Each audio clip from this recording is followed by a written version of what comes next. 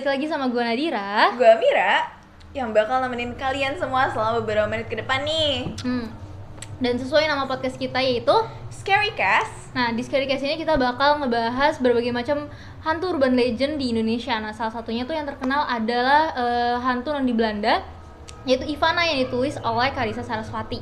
Nah, kira-kira cerita Ivana tuh kayak gimana sih, Kak? Oke, bener banget. Jadi sebenarnya Ivana ini tuh merupakan kisah nyata yang diadaptasi bukan cuma di novel, tapi diadaptasi juga di film. Bahkan saking cerita ini menarik ya, sampai dibuat filmnya juga. Nah, sebenarnya konflik utamanya ini bermula dari tokoh utamanya yang namanya itu adalah Ivana van Dijk. Jadi Ivana ini merupakan seorang noni Belanda, dia keturunan Belanda yang pindah ke Indonesia. Jadi dia sama keluarga itu pindah ke Indonesia, Nat.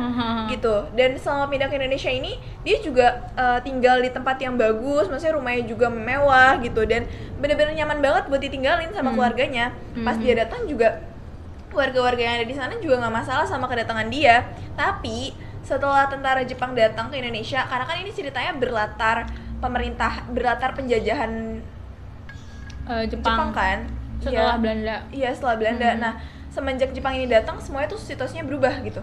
Awalnya yang orang-orang mandang keluarga Ivana ini baik, maksudnya yang kayak udah nggak bermasalah gitu loh, kayak keluarga biasa aja.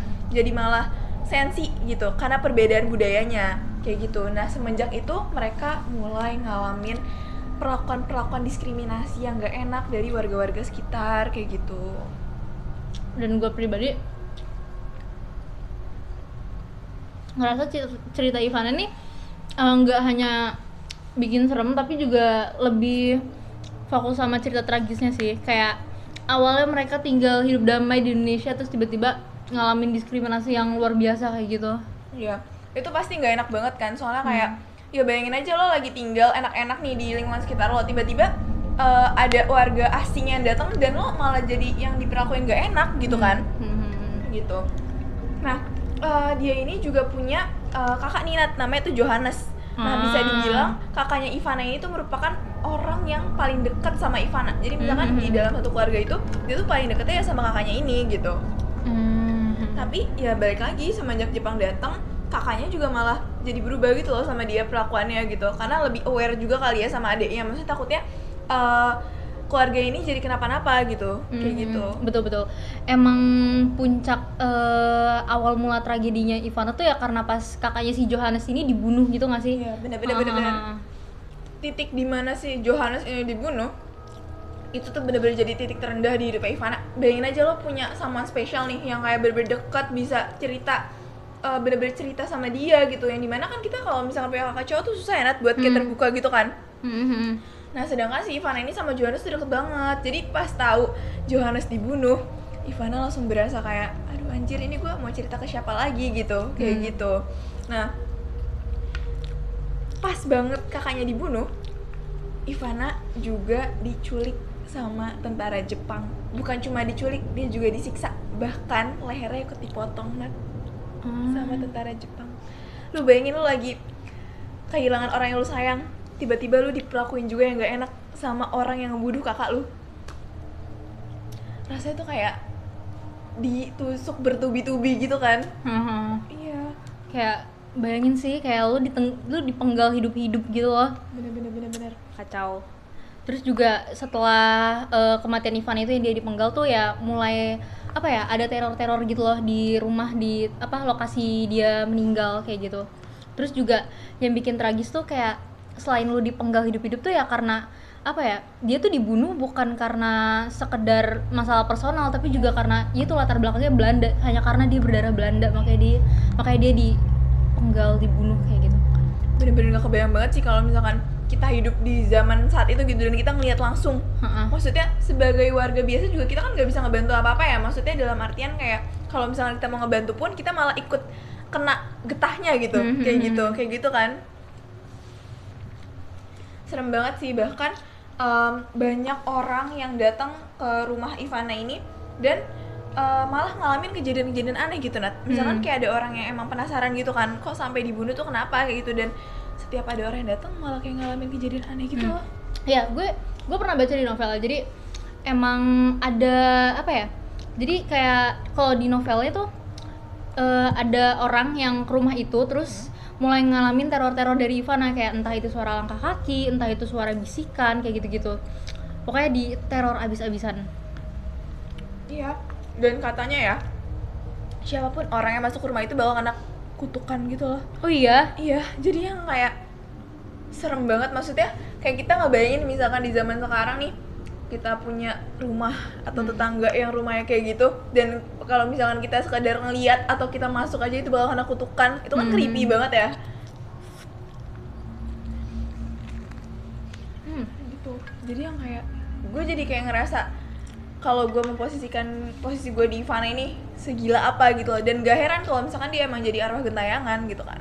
Dan emang Ivana ini hantu yang pengen orang lain tuh juga merasakan penderitaan dia gitu loh, rasa sakit dia, kayak gitu.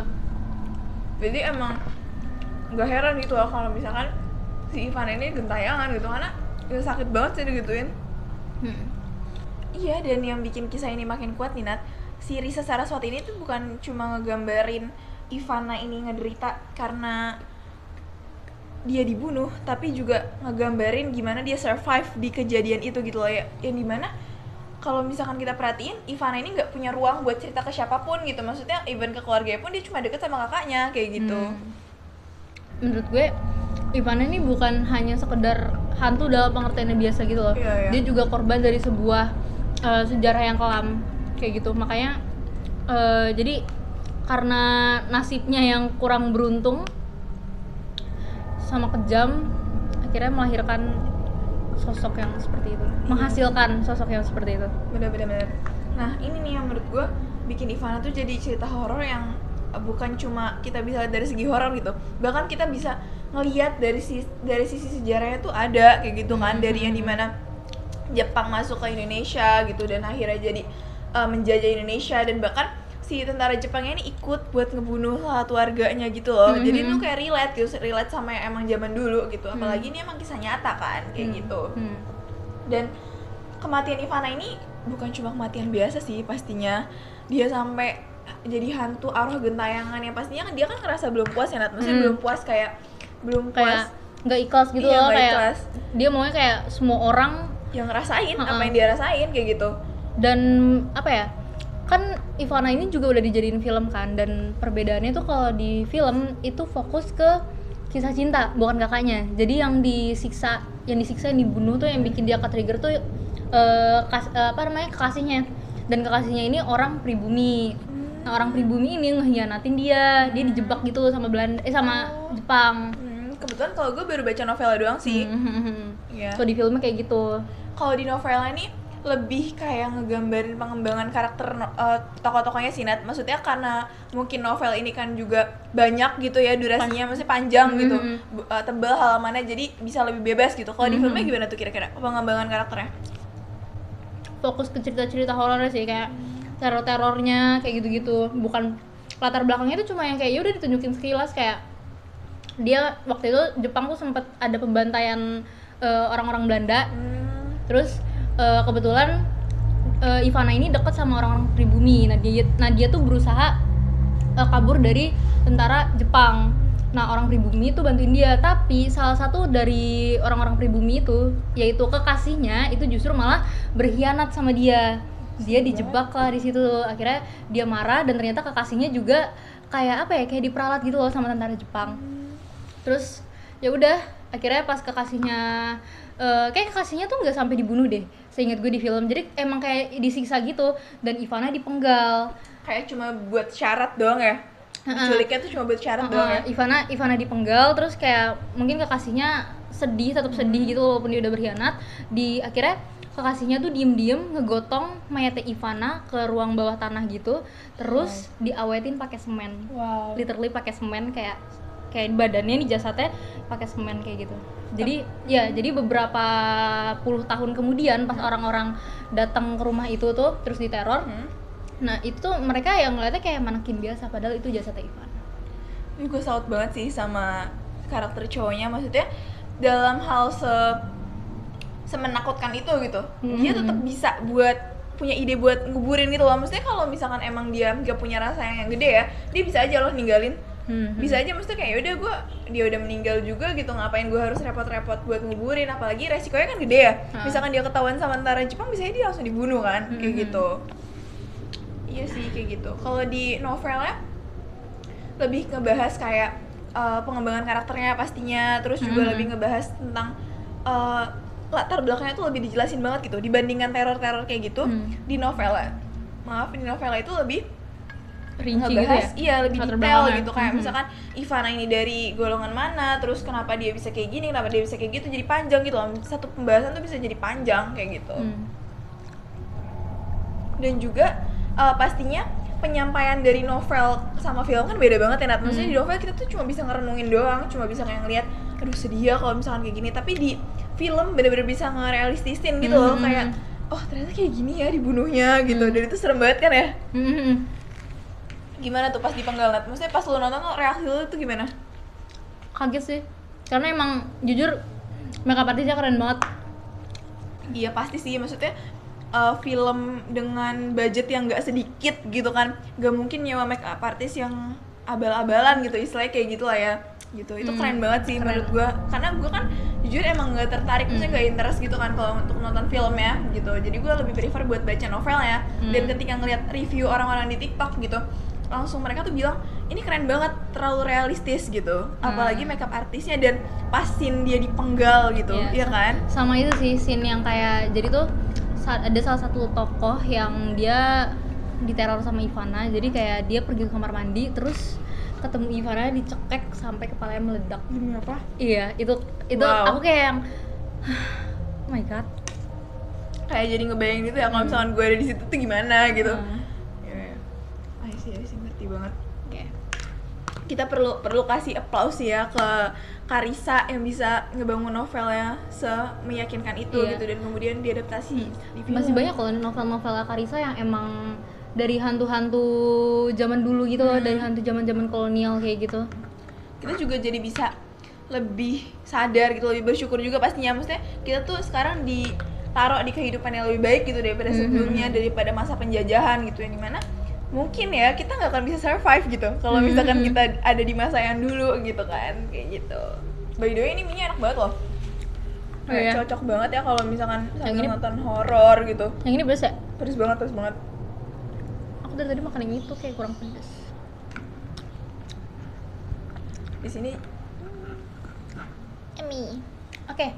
Jadi buat kalian yang belum baca novel Ivana ini, aku sama Amira recommended banget. Terus juga apa ya? Lupa dialognya. Tuh gue lupaan sih, maaf ya.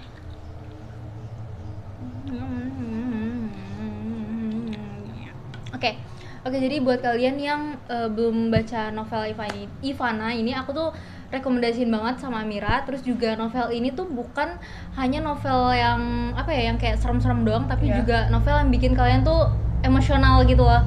Kayak Ivana tuh salah satu bukti karakter yang lahir karena sejarah yang kejam gitu. Dia juga korban, guys. Kayak gitu. Di satu sisi juga kita nggak bisa nyalain Ivana gitu, maksudnya nggak bisa nyalain kenapa dia jadi arwah gentayangan dan akhirnya setiap orang yang berinteraksi sama dia atau punya masa kelam yang sama dia akan dihantuin. Kita nggak bisa juga nyalain dari sisi dia, karena kita juga nggak bisa ngerasain POV dia kayak gimana, kayak gitu sih. Jadi dari gue sih ratingnya ya, Nat, 9/10 sih, karena keren banget. Dari lu berapa? 9 juga sama. Keren banget ya. Oke guys, jadi itu dia cerita kita tentang Ivana, dan sampai jumpa. Dan oh iya, satu lagi, kalau misalkan kalian denger langkah kaki atau bisikan-bisikan lain, hati-hati ya, siapa tahu itu Ivana. Oke. Bye guys. Enak.